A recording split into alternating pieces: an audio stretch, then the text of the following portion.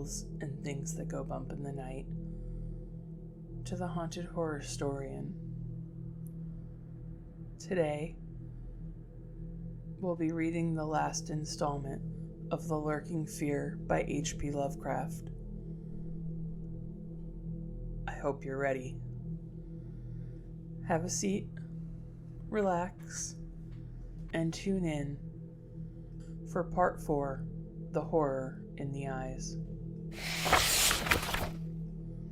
There can be nothing normal in the mind of one who, knowing what I knew of the horrors of Tempest Mountain, would seek alone for the fear that lurked there. That at least two of the fear's embodiments were destroyed formed but a slight guarantee of mental and physical safety in this multiform diabolism. Yet I continued my quest with even greater zeal as events and revelations became more monstrous. When, 2 days after my frightful crawl through that crypt of the Eyes and Claw, I learned that a thing had malignly hovered 20 miles away at the same instant the lights were glaring at me, I experienced virtual convulsions of fright. But that fright was so mixed with wonderful and alluring grotesqueness that it was almost a pleasant sensation. Sometimes, in the throes of a nightmare whence unseen powers swirl one of the roofs of dead strange cities towards the grinning chasm of Nis, it is a relief and even a delight to shriek wildly and throw oneself voluntarily among with the hideous vortex of dream doom into whatever bottomless gulf may yawn. And so it was with that waking nightmare of Tempest Mountain, the discovery that two monsters had haunted the spot gave me ultimately a mad craving to plunge into the very earth of the accursed region, and with bare hands dig out the death that leered from every inch of the poisonous soil. As soon as possible, I visited the grave of Jan Martens and dug vainly where I had dug before. Some extensive cave-in had obliterated all trace of the underground passage, while the rain had washed so much earth back into the excavation that I couldn't tell how deeply I had dug that other day. I likewise made a difficult trip to the distant city where the death creature had been burnt, and was little repaid for my trouble. In the ashes of the faithful cabin I found several bones, but apparently none of the monsters. The locals had said the thing had only one victim, but in this I judged them inaccurate, since besides the complete skull of a human being, there was another bony fragment which seemed certainly to have belonged to a human skull at some time. Though the rapid drop of the monster had been seen, no one could say exactly what the creature was like. Those who had glimpsed it simply called a devil. Examining the great tree where it had lurked, I could discern no distinctive marks. I tried to find some trail into the black forest, but on this occasion could not stand the sight of those morbidly large boles, or of those vast serpent-like roots that twisted so malevolently before they sank into the earth. My next step was to re-examine with microscopic care the deserted town where death had come most abundantly, and where Arthur Monroe had seen something he never lived to describe. Though my vain previous searches had been exceedingly minute, I now had new data to test, for my horrible grave crawl convinced me that at least one of the phases of the monstrosity had been an underground creature. This time, on the 14th of November, my quest concerned itself mostly with the slopes of Cone Mountain and Maple Hill, where they overlook the unfortunate town, and I gave particular attention to the loose earth of the landslide region on the latter eminence. The afternoon of my search brought nothing to light, and dusk came as I stood on Maple Hill, looking down at the town and across the valley to Tempest Mountain. There had been a gorgeous sunset, and now the moon came up, nearly full and shredding a silver flood over the plain, the distant mountainside, and the curious low mounds that rose here and there. It was a peaceful Arcadian scene, but knowing what it hid, I hated it. I hated the mocking moon, the hypocritical plain, the festering mountain, and those sinister mounds. Everything seemed to me tainted with a loathsome contagion and inspired by a noxious alliance with distorted hidden powers. Presently, as I gazed abstractedly at the moonlit paranoia, my eye became attracted by something singular in the nature and arrangement of a certain topographical element. Without having any exact knowledge of geology, I had from the first been interested in the odd mounds and hummocks of the region. I had noticed that they were pretty widely distributed around Tempest Mountain, though less numerous on the plain than near the hilltop itself, where prehistoric glaciation had doubtless found feebler opposition to its striking and fantastic caprices. Now, in the light of that low moon, which cast long, weird shadows, it struck me forcibly that the various points and lines of the mound system had a peculiar relation to the summit of Tempest Mountain. The summit was undeniably a center from which the lines or rows of points radiated indefinitely and irregularly, as if the unwholesome Marten's mansion had thrown visible tentacles of terror. The idea of such tentacles gave me an unexplained thrill, and I stopped to analyze my reason for believing these mounds glacial phenomena. The more I analyzed, the less I believed, and against my newly opened mind there began to beat grotesque and horrible analogies based on superficial aspects and upon my experience beneath the earth. Before I knew it, I was uttering frenzied and disjointed words to myself. My God, molehills! The damned place must be honeycombed. How many? The night at the mansion. They took Bennett and Toby first, on each side of us. I was digging frantically into the mound which had stretched nearest me, digging desperately, shiveringly, but almost jubilantly. Digging and at last shrieking aloud with some unplaced emotion as I came upon a tunnel or burrow just like the one I had crawled on in the other demonic night. After that I recall running, spade in hand, a hideous run across moon-litten, mound-marked meadows and through diseased, precipitous abysses of haunted hillside forest, leaping, screaming, panting, bounding towards the terrible Marten's mansion. I recall digging unreasonably in all parts of the briar-choked cellar, digging to find the core and center of that malignant universe of mounds.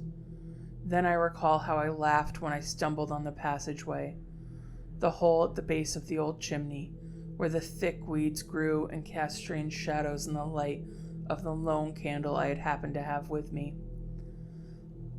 What still remained down in that hell hive, lurking and waiting for the thunder to arouse it, I did not know. 2 had been killed.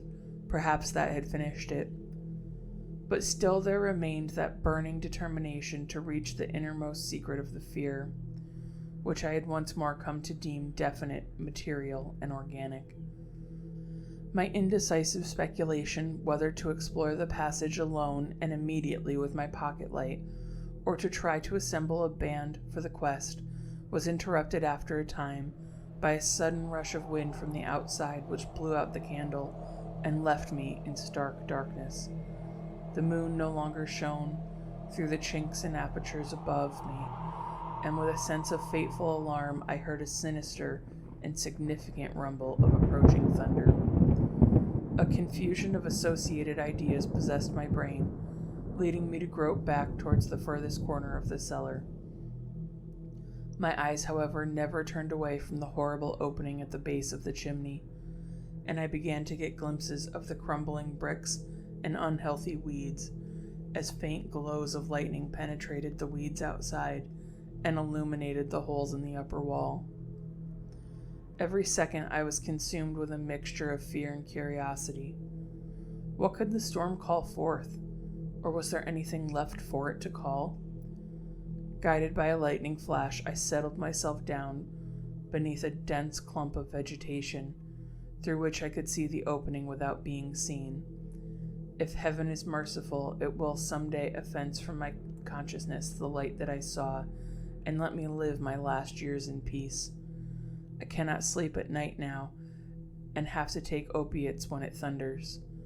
The thing came abruptly and unannounced, a demon, rat-like, scurrying from pits remote and unimaginable, a hellish panting and stifled grunting, and then from that opening beneath the chimney burst a multitudinous and leprous life.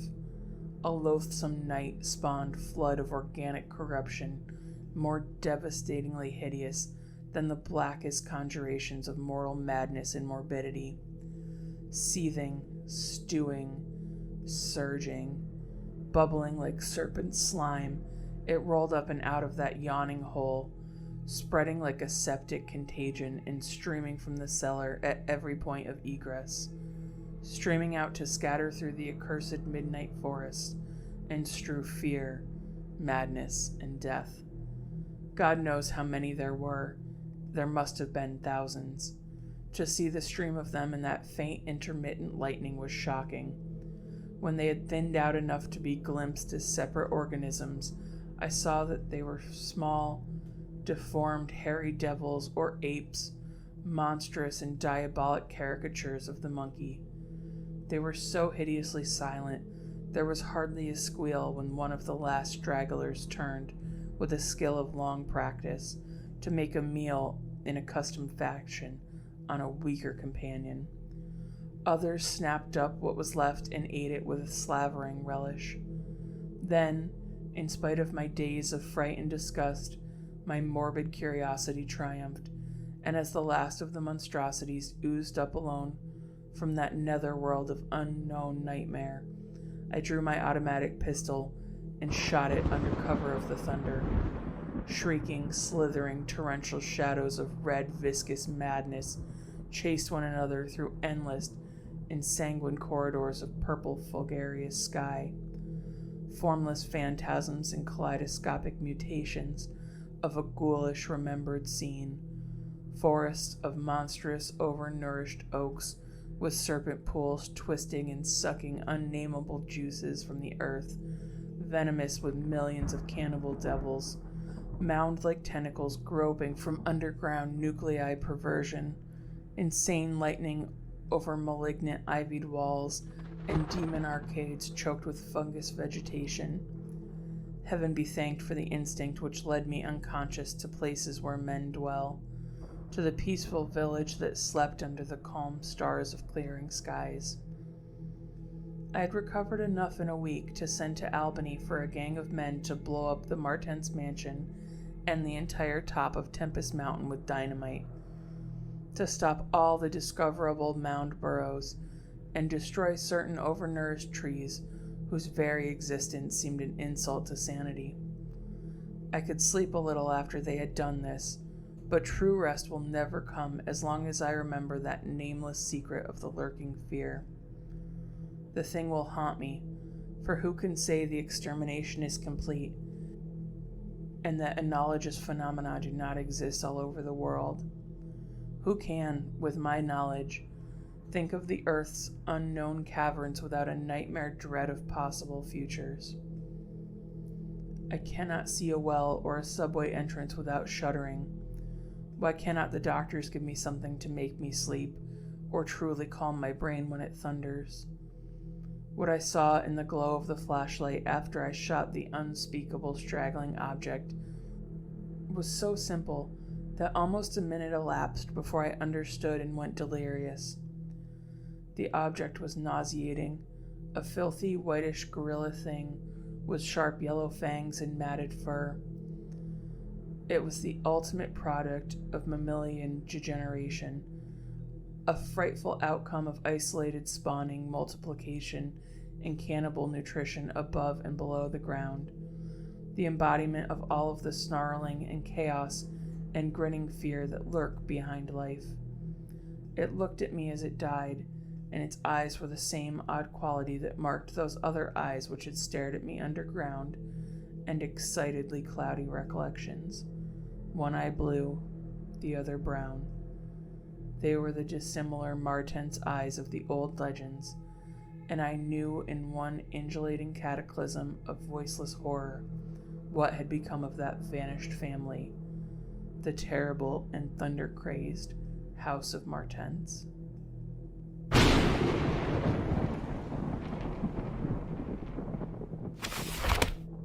And that, my lovely listeners, is the end of H.P. Lovecraft's The Lurking Fear.